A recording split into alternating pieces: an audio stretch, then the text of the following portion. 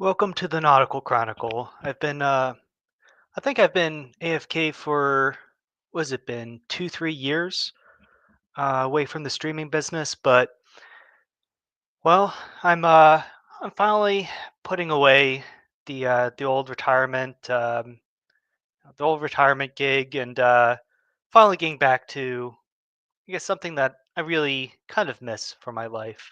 Uh, it's been a fun last few years, a lot of advancement, but at the same time, It's uh it's been a while.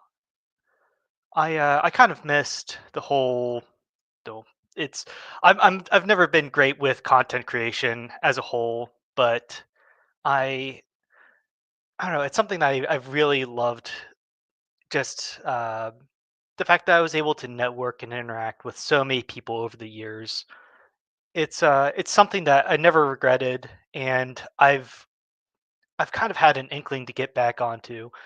Um so I guess for those who haven't really been following my general trajectory as a sort of semi-retired niche micro e-celeb, I've been very busy with the Old Glory Club, both behind the scenes and in terms of content creation. I'll just share this right over here. Uh,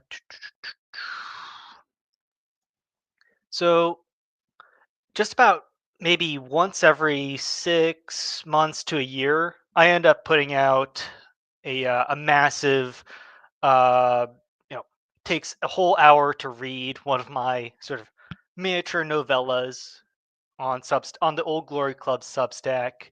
The first one that I wrote on the Old Glory Club Substack, you know, the Owl in the Eye, history of the Bavarian Illuminati, and how that ended up, how that sort of secret society's mythos. What was the original secret society? What did it evolve into? How did it end? How did the mythos? How was the mythos created? Wrote about. I visited East Palestine when that poor train, derailed. I'm very proud of, I guess, the duology of a general history of American land piracy and Knights of the Final Filibuster on the Knights of the Golden Circle. It's one hell of a read. It'll take you a full hour to actually read it, but I can tell you, I put a whole lot of work into this. It's very well researched, and I'm very proud of how it ended up. Um, and most recently, I wrote "Death and Taxes" um, on the history of the Whiskey Rebellion, the U.S. Constitution, the Washington administration, and you know the pitfalls of the hazards and pitfalls of the early American Republic. Uh, it'll take you, 3 hours to read, but I can tell you, it's you will learn a thing or two about esoterica, American esoterica. Um, I also sometimes attend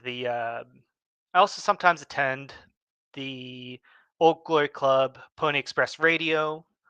Uh, Usually, whenever an infrastructure, oopsie happens, bridge collapses, train derails, or I don't know, something like some sort of infrastructure oopsie. I'm always at the scene and on the scene giving my commentary as an actual engineer. Um, I'm also in the field, you know, out here organizing the three, uh, helping to organize the three Pennsylvania Old Glory Club chapters. We have three uh, right now: the Delaware Crossing Society, located in Philadelphia; the Mingo Creek Society, located around Pittsburgh, my home Old Glory Club chapter; and the Order of the Aquafillers, located in central Pennsylvania. Um, I will be hosting the three presidents of these Old Glory Club chapters uh, next week. Wednesday, I believe. So if you are interested in attending any of these Old Glory Club meetups, just go to the Old Glory Club chapters page, and we have our information posted here in each of the chapter sections. In terms of local stuff that I've been involved with, I think as far as the scope of this particular channel is concerned, I did a little visit to the USS Olympia and to the USS Niagara, and these two museum ships. I'll just post the link, post a little banner to them. Um, let's see. There we go. There we go. So a few weekends ago, I ended up visiting the USS Olympia. Now, this was the flagship of the U.S. Asiatic Fleet during the Spanish American War. It's the flagship of this Asiatic Fleet. Uh, it completely wrecked the Spanish at the Battle of Manila Bay, and it's been sitting in Philadelphia, in a its moorings in Philadelphia for the last century, and its interiors are completely rotted over. Um, you know, I it's hard to see from afar, but it's desperate. It's in desperate need of a paint job. Its interior is god awful. The flooring is falling apart and rotten. The engine, it's functionally useless. It probably will never float again, or it probably won't ever get out of harbor again. So I'll probably end up, I guess, sponsoring various charity streams to support the USS Olympia. And on top of that, I ended up picking up a 1 to 232 plastic model kit of the USS Olympia so that I can put it together and interview a few people in the process. Um, Aside from Philadelphia's USS Olympia, um, I'm also hoping to support the museum ship USS Niagara. Now, this is a recreation. Um, it looks exactly like this in Erie, Pennsylvania. It's it's been demasted and under renovations for the last few years, but one day I hope to see it out sailing again. It was Commodore Oliver Hazard Perry's flagship during the War of 1812, and it ended up defeating the British fleet in Lake Erie. It's a legendary ship, and it's sad that it's not out there sailing anymore. I do believe I actually have the USS Niagara in the bottom left of this channel's background. I have the USS Olympia in the bottom right. But as far as the general format of these shows, um, going forward, I'm usually so busy in my day that I usually don't get time to sit back and build my little plastic model kits. And so I figure I'm going to end up using this as something of a um, I guess I'll use this channel as something of an excuse to actually put these together. Um, if you check out the title, if you check out the title, um,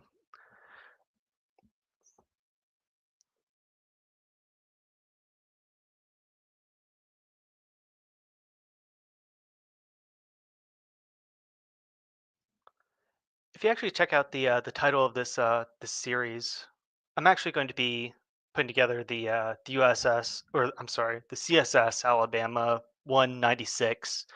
Um, I'm usually very busy in my schedule, and I need to carve out some sort of time to actually put these things together. And this is sort of the perfect excuse. CSS Alabama, I'll get into its history, but it's a sort of legendary pirate ship commerce raider during the Civil War. This particular kit I found, dirt cheap in the back of a mall train shop. It was made in it was cast in 1961, but according to some old geezers that I've chatted with, it was originally molded as the USS Kearsarge, the ship that eventually brought her down. Um, but it was retooled, and the fore and aft decks were torn out to make it look like the CSS Alabama. Um, and it's an old brittle kit from the 60s. It's it's practically falling all the pieces are very delicate, but it's a very elegant kit that should look something like this towards the end. Um, something like this towards the end. I decided to actually build this model to be as, I guess, decrepit, as rusty, and as as salted and nasty as it was during the battle of Cherbourg, where CSS Alabama eventually met her end. It's I'll get into the history, but the CSS Alabama has a very rich history, and this Thursday, hopefully, I'll have both Paul Fahrenheit and George Bagby on to chat about the actual Alabama's history. Um,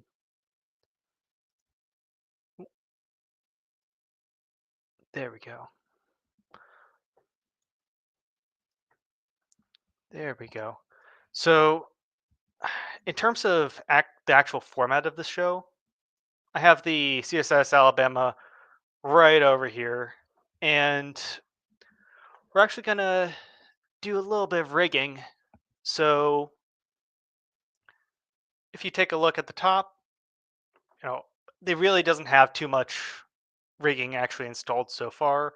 There are I guess three types of rigging that we're putting together today.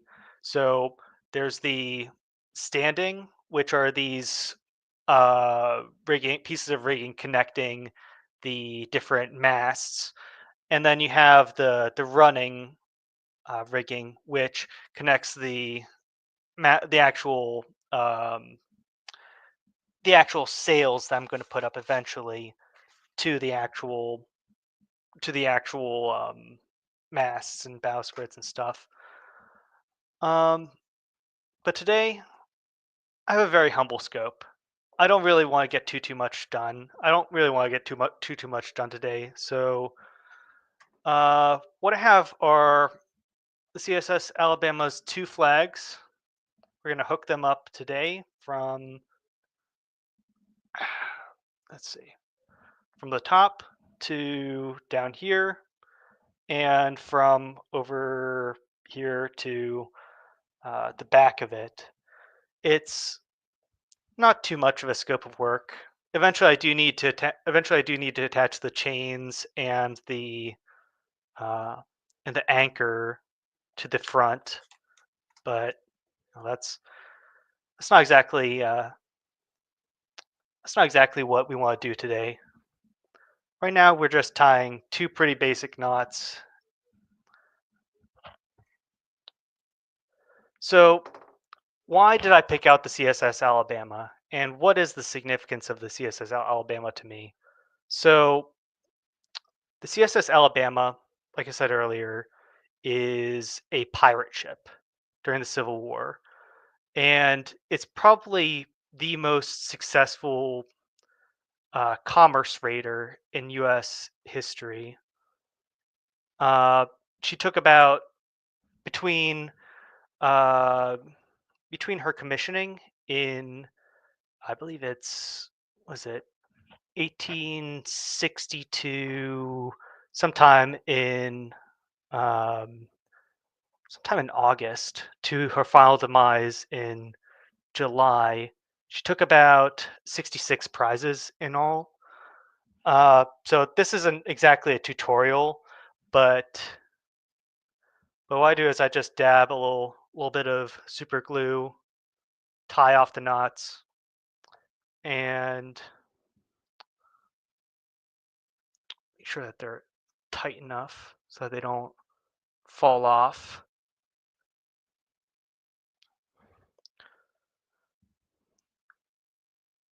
Like when I was a kid, I always assumed making model ships was going to be, kind of an impossible task, but the more that I actually, get into the monotony of it, it's actually kind of hard. It's actually not nearly as hard as you'd expect.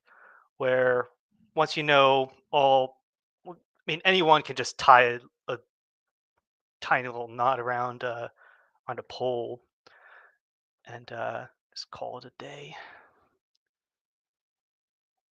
All right, let's go up a little bit.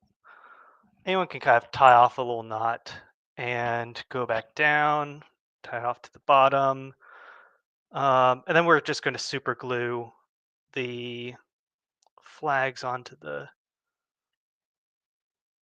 onto these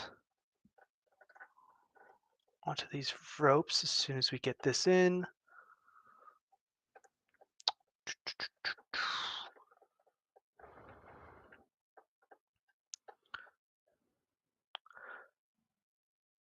So the reason why I'm having Bagby on for Thursday's Pony Express Radio is because George Bagby, as we all know, runs Tall Men Books, and he is releasing the autobiography of Captain Raphael Semmes. Now, Semmes was I forget which flag goes where.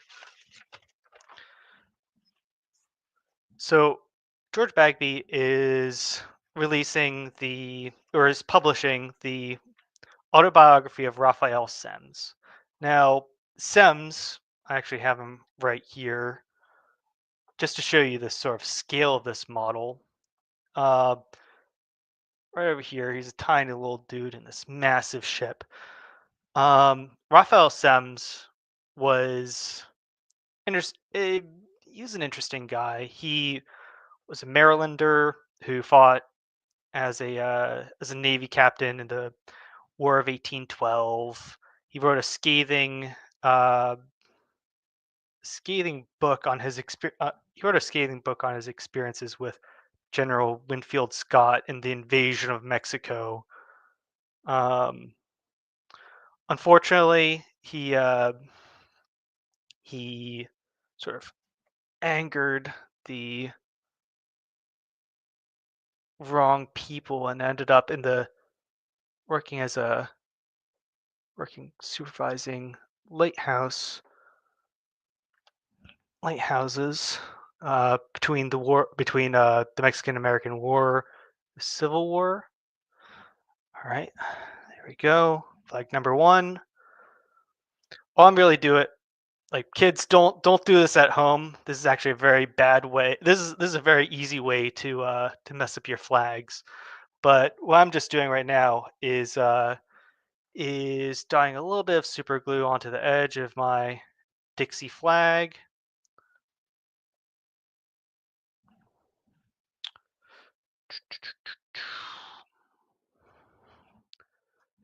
And then where does this go? This should go towards the top.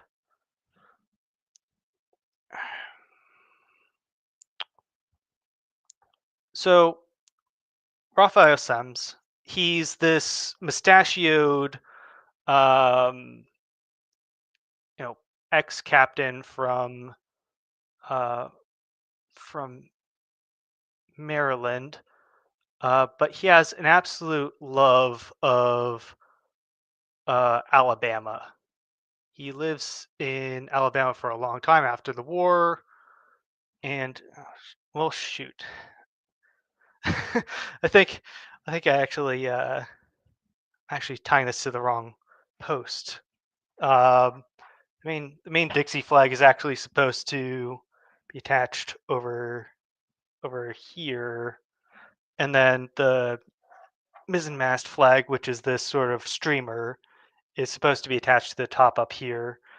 I'm I'm screwing I'm screwing this up a little bit. Um, well, shoot, let's just tie this off. So Raphael Semmes, sort of somewhat notorious and ultra competent Navy commander from Mexican American War. When the Civil War kicks off, he immediately defects to the Confederacy. Let's see, where do we tie this off to? Huh. Well, this sucks. So I need to tie this back. It goes from this a few moorings in here all the way up and then goes right back where it started from. So pain in the neck.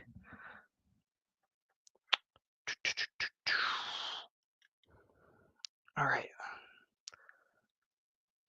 I don't think I'll be able to squeeze my way in here. All right. What I can do though, like while I'm actually streaming, is just attach this while I can. Let's just glob some super glue on. This one is already kind of tight. All right. Dixie's flag is flying right over here.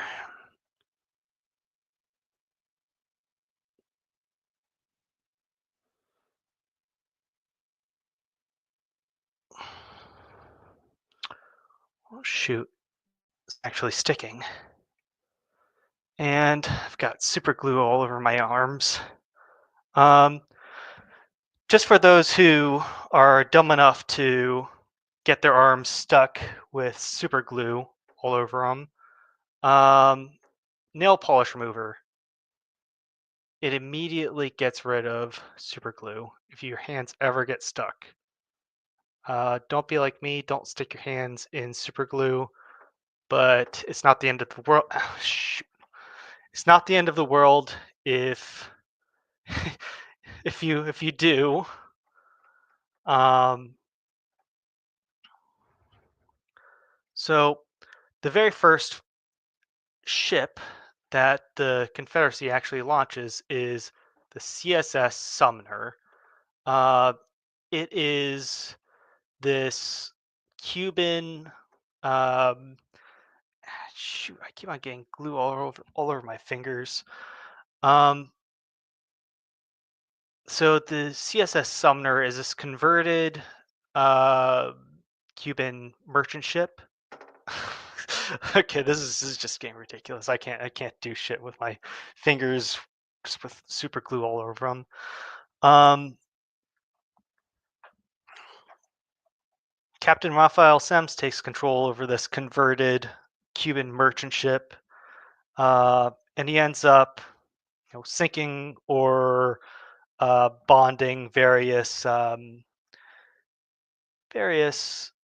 Union ships. However, eventually he's kind of cornered at Gibraltar and has to, he's cornered. His ship is cornered in harbor by significantly larger ships. Um, so he has to sort of hightail it out of Gibraltar, and eventually he makes his way back to the U.S. And meanwhile, in the UK, I think his name is like Bulwark or James Bullard or something like that. He's Theodore Roosevelt's uncle. He is the Confederacy's agent in the UK. He's able to convince this sort of, okay, if I can't tie these flags together, at least I can tie some of these shrouds. The little sort of ladders that lead people up to the top of the crow's nest. So it was I think it might have been Stephen Bork, Stephen Mallory, something like that. Theodore Roosevelt's uncle is able to convince this British, you know, Navy contractor to build him a warship, and that ship is built, you know, paid for by Conf- Confederate gold. Uh, technically, they're not allowed to. Technically, British merchants aren't allowed to build warships for the Confederacy. But what the arrangement that they come up with is that this British ship manufacturer ends up, how would you say, they end up building about 99% of the ship. Everything except for putting the guns in place. Um,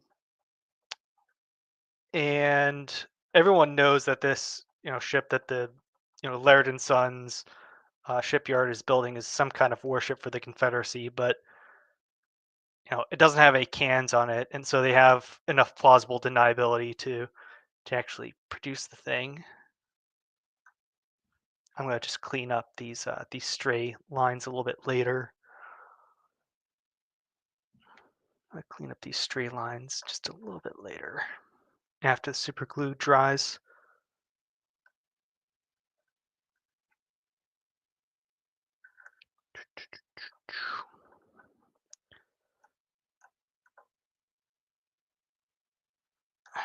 Okay.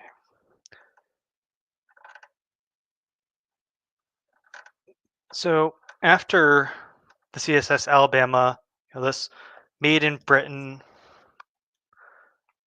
very, very light steamship is made. It's kind of snuck out of Mersey, and it ends up rendezvousing at the Azore Islands, where conveniently a Confederate supply ship, the Agrippa, is there with a ton of cannons, Confederate naval officers, and Semmes himself. All right, just gotta tighten these up.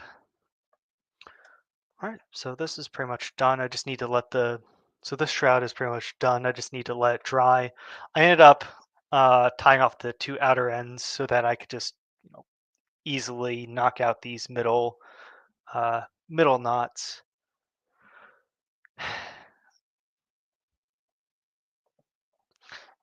So what ends up happening is uh, Semmes, he takes this British ship that has this, entirely British crew, and he tells the crew, sign up in the name of, join me and we'll save Dixie or whatever, sentimental nonsense. But instead, you know, no one actually signs up just to say fight for the honor of Dixie, because the people that sailed the CSS Alabama out are just these sort of mercenary British dock workers. They're not exactly Southern super patriots. So what Semmes does is he offers gold and a share of the pirate privateering money, um, and he's able to persuade these British sailors to join him in his little privateering quest during the Civil War. Come on.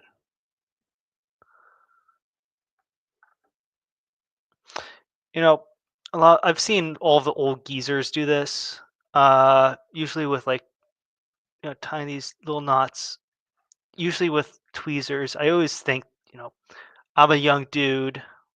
I'm not blind. but screw it. This is way too tight for me.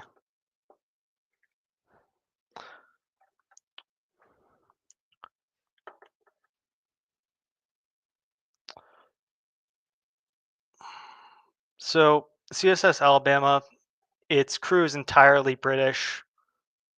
All the officers and the captain, Raphael Semmes, they're from the Confederacy.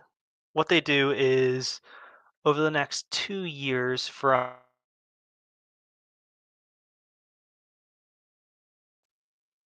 1892 to June 1864, is they end up capturing, burning, or bonding 66 Union ships. Uh, in probably the most illustrious privateering. There we go. Finally tied this one off. Probably the most illustrious privateering career out of any ship from captained by anyone in the United States. Kind of cementing its place in history for being such a successful um, such a successful privateering ship. Raphael Semmes himself, the captain, is something of a pirate. He's known for being kind of introverted at dinner parties, but he's a Southern gentleman. Come on. The crew is a little bit wild though, and you hear some mixed. You do hear like some mixed reviews from the people captured by these various um, whenever Captain Semmes and the Alabama captured Union vessels, what they'd end up doing is burning the ships and then taking all the passengers and crew and stuffing them inside the Alabama's hull until they could drop them off. Um, and in the meantime, they're pretty well cared for. The Alabama, it's I think like 240 some feet long. Uh, this ship is this ship model that I'm building right now is like it's 2 feet 9 inches long, so it's pretty good size. Like I swear I should not build another ship of this size again for a long, long time because this is just a pain in my ass to actually build. And also, I absolutely love these sailing ships, but I hate rigging. I am not a natural rigger. Shit. Um, so where was I? So Semmes and his merry band of Brits end up, uh, they have a few different misadventures. They almost, you know, do a sort of hit and run and assault New York City at one point. They swing by Galveston, Texas, which was being blockaded by two Union ships. The Alabama is able to secretly sort of blow up one of these Union ships, the HMS or the USS Hatteras. Um, USS Hatteras. What else do we have there? Um, it goes after the Union whaling fleet, which is, you know, in. I was going to do a stream with Tiara Hudson and Christopher Sandbach on the on Moby Dick, but unfortunately that's been postponed until further notice. Come on.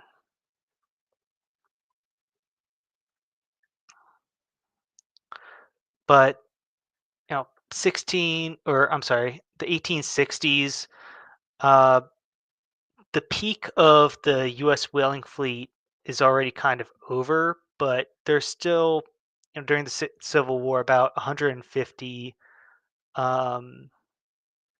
150 Union whalers running around, and a lot of them end up falling prey to the Alabama.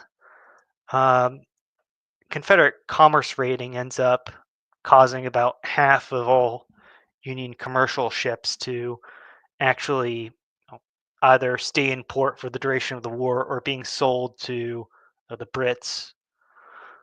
Um, and it also hikes up insurance rates, and tails from all these captured ships ends up doing a lot of damage to Union morale. Um, the Confederate Navy, both the Union and Confederacy, spent about 10% of their entire military budgets on their navies. Um, where's it? Come on.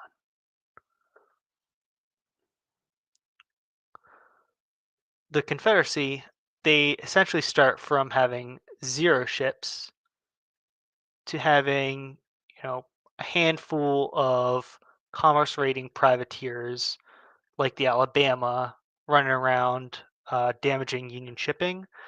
But they also had, uh, you know, sort of wonder weapons built in the middle of cornfields. Um, these sort of impromptu ironclads. The most famous being the CSS Virginia, of Monitor and the Merrimack battle fame, which it's a it's a small, squat, slow turtle of a ship that whose goal was to protect the James River and to do as much damage to the Union ships as possible. Um, well, that I can probably talk to someone who actually has more knowledge of those actual, you know, River War ironclads at some point, but we're here talking about the Alabama. So the Alabama, she ends up after about 2 years at sea, needing desperate repairs.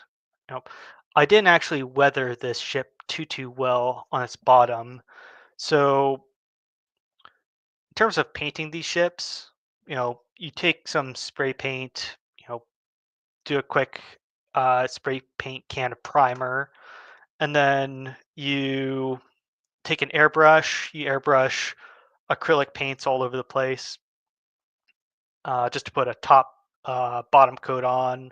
You know, I airbrushed um, top black, airbrushed the bottom copper, interiors white, deck brown.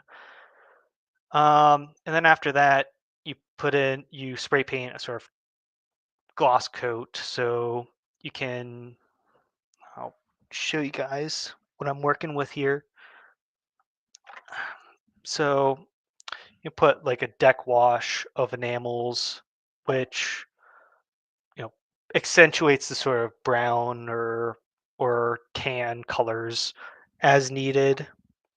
And then I used oil paints uh, add some streaking um, to make this look like properly weathered. Like it, I'm not sure if you guys can actually see too well, but what I did was I dotted here all across the ship with white oil paint, and then I pulled down so that it looks like there are little ice streaks running down from the decks or running down from the walls of the ships.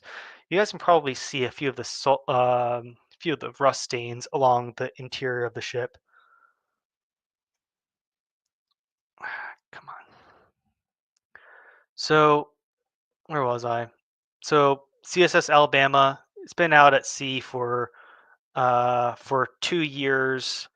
The bottom of the ship is copper plated. It's copper plated, or it has a copper like copper anti-fouling um, plates. Like it's called a copper sheath, and copper sheaths are meant to prevent barnacles and sea life from actually growing on the bottom of the ship. Come on. So what ends up happening is copper sheathing, it starts getting rusty down below. Um, the engine here, it's in desperate need of repair. It's all corroded. Um, what it ends up, what the CSS Alabama ends up doing is it ends up harboring in Cherbourg, France, in Normandy, for some repairs. But just outside of Cherbourg Harbor is the USS Kearsarge. Um, so the USS Kearsarge is almost has the exact same specifications as the Alabama. Um, the one exception being that the Kearsarge is fresh and brand new, and its sailors are well trained, and they're not just um, these sort of volunteers from British shipyards. They're actual Union trained guys. Um, and also, the Alabama had been at sea for about 2 years, so its cannons were a little bit corroded, and its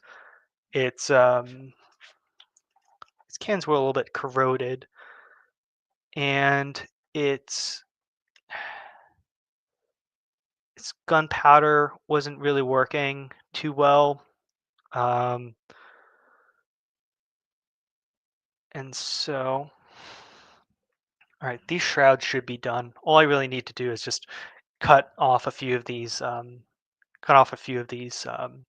loose ends, and they'll be fine. All right, round two. We're gonna try and actually get this.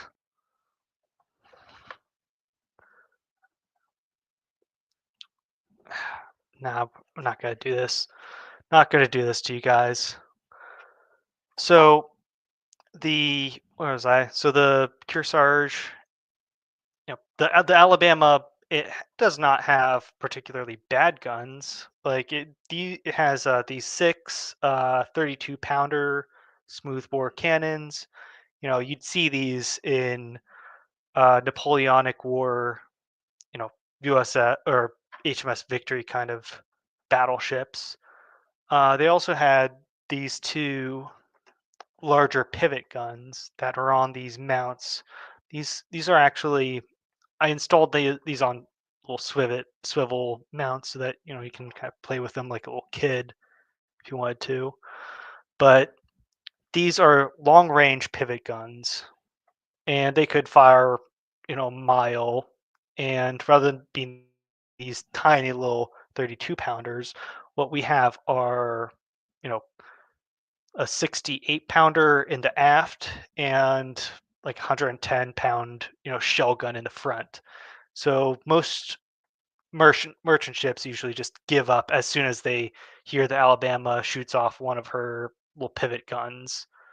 But the Kearsarge, which is similarly gunned, it doesn't give up. What it does is the captain of the Kearsarge decides to essentially drape the sides of the Kearsarge in uh, railway like iron chains. I'm just gonna clean up these shrouds a little bit. Clean up these shrouds a little bit.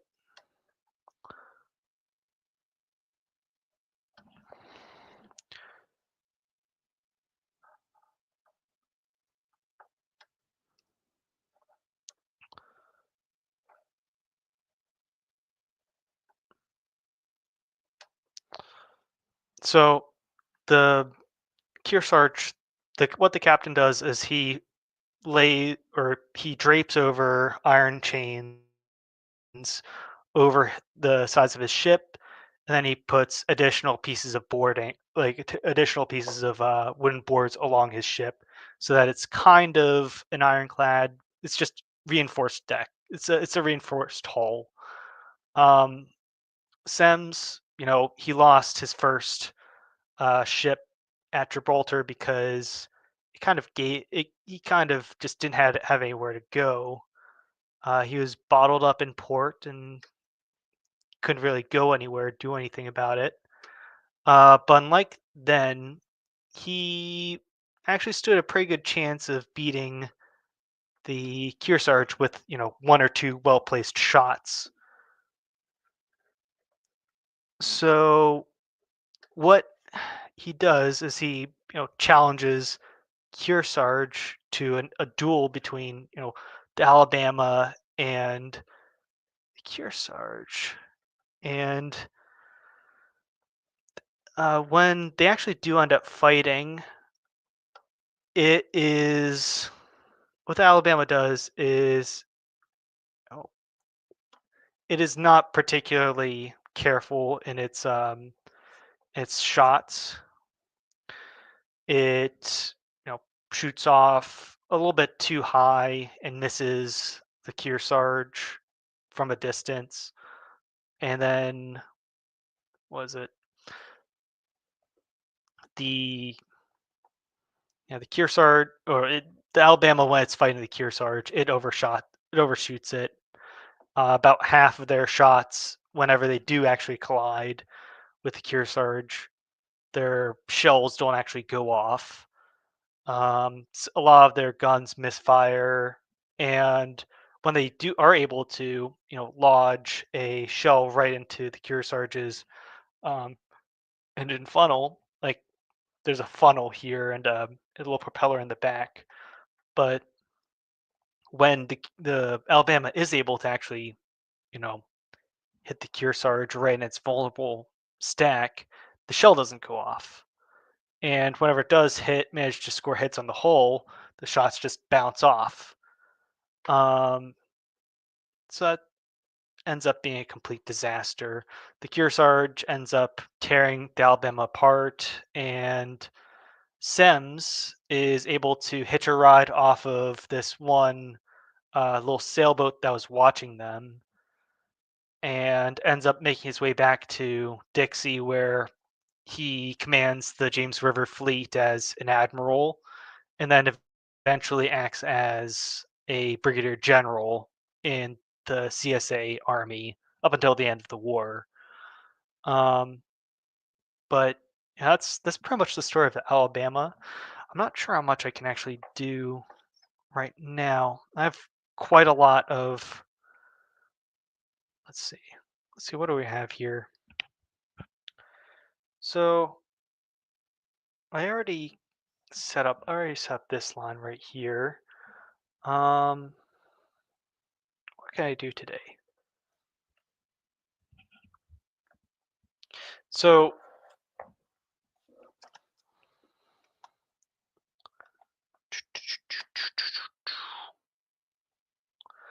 yeah, maybe I could just show you guys exactly what I plan to do for the sails.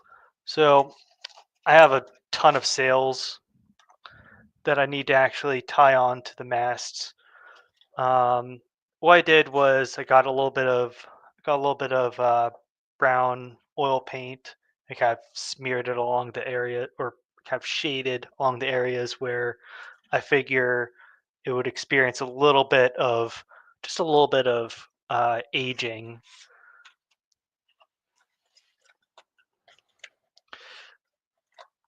Captain Semmes, I found in his biography, you know, damned smokestacks for blemishing his nice white sails. But after 2 years at sea, it ends up, looking like an absolute wreck.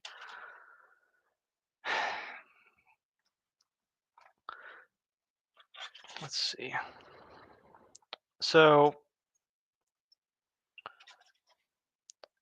yeah, I need to do a lot of planning before actually putting these on.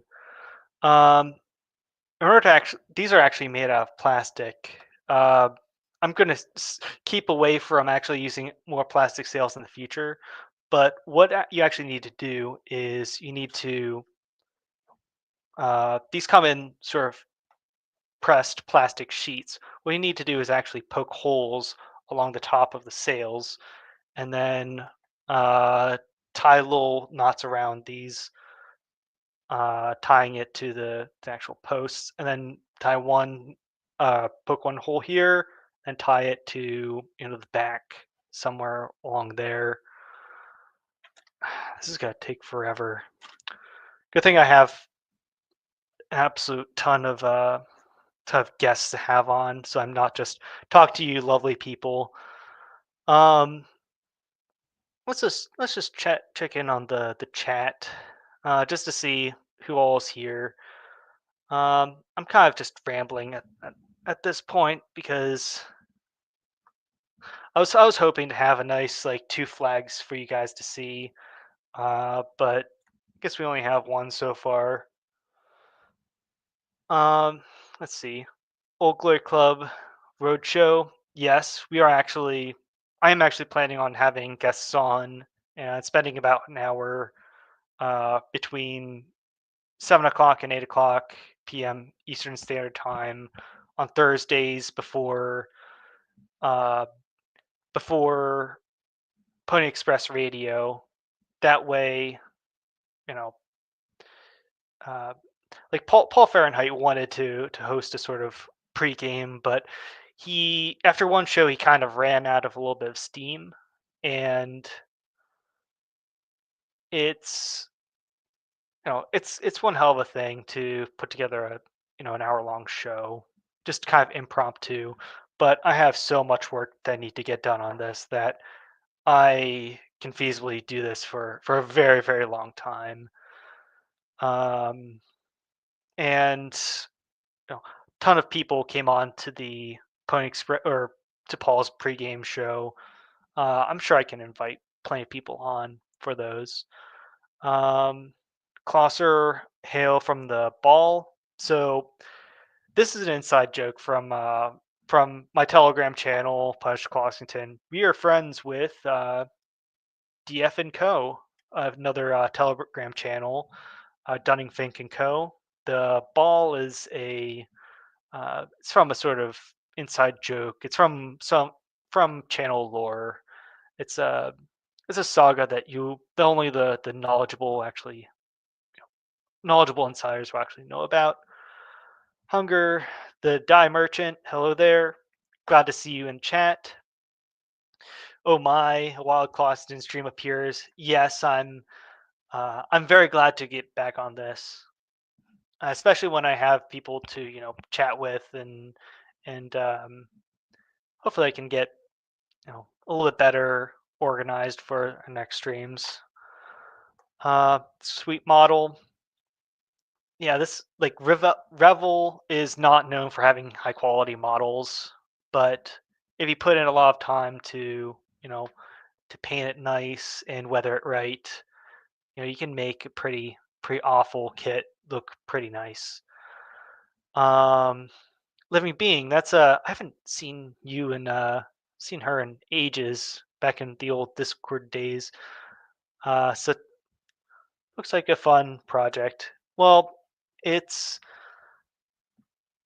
I don't know, something about painting and putting things together is somewhat therapeutic, and if only I can, bring on a few people from, Twitter, from Telegram, or from the Old Glory Club to promote it, it's yeah, it'll be a fun experience. Oh, come on, there we go. Let's see. It's almost 9 o'clock. I'm only here for about an hour for these streams. Um, in terms of what we can expect for the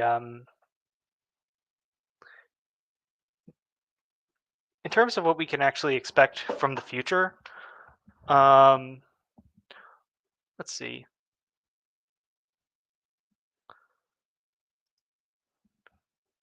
I'll just bring this up. let's go check in on.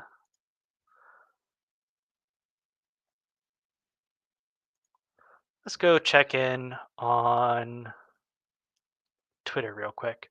So tonight's just a sort of channel update, just to let you guys know that hey, um, the Alabama's going to take me forever to rig. Oh, I should put Living Beings chat away. Um, the Alabama's going to take me forever to actually rig and put together. So I have I have the oh, USS Olympia model that's ready to go. Um, so this upcoming Thursday, I'm going to have on Paul Fahrenheit and George Bagby to promote the oh to promote Old Glory Club's Pony Express Radio. Um, we're going to chat mostly about Civil War stuff. Bagby, God bless his heart, he's trying to put Semmes's autobiography back into publication, but he never told me that Semmes's autobiography is like 1,388 pages long. It's just this ungodly, unwieldy thing. And the first third is just, political context to why he decided to join the Confederacy. It's it's an odyssey. Monday the 12th, discussing the doldrums with Raging Mandrill. So right after the Civil War, basically the U.S. Navy sort of sat on its laurels and let its old Navy buildup kind of decay for about 2 decades. And that period is called the doldrums in U.S. naval history. Um, and right after this, period of stagnation is the creation of two warships, the USS Texas and USS Maine, and then the famed Great White Fleet. Um, the USS Olympia is not one of the ships in the Great White Fleet, but it is painted like it. Um, like if you like this tannish color is called it's called buff.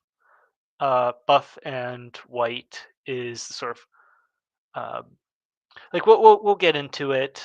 Um, we'll get into it on Monday, and then Wednesday the 14th, I'm going to have on the three Old Glory Club chapter presidents.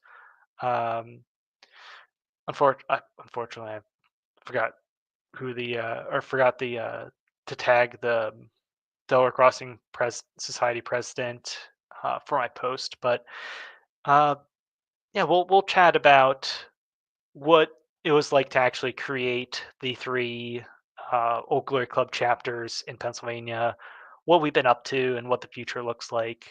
There'll be a good sort of roundtable discussion.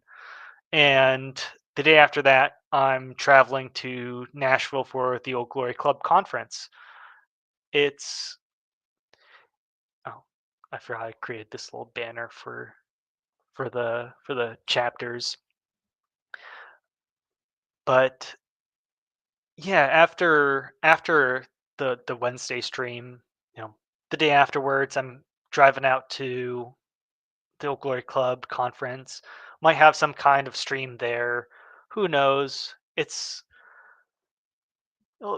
These conferences are always a lot of fun, and I assume I'll end up meeting a few of you listeners out here, um, you know, at the actual conference, and I'm glad to answer any sort of questions that you might have or geek out over this sort of nautical chronicle, like U.S. Navy esoterica. It's it's just a hobby that I love to sort of indulge. It's every kid likes learning about pirates. Um, yeah, Living Being. Some of the best books are 1,000 pages or more. Well, Sems has quite an interesting history to actually go over as probably the most successful privateer in American history. Um, All right, we're coming up to the hour mark.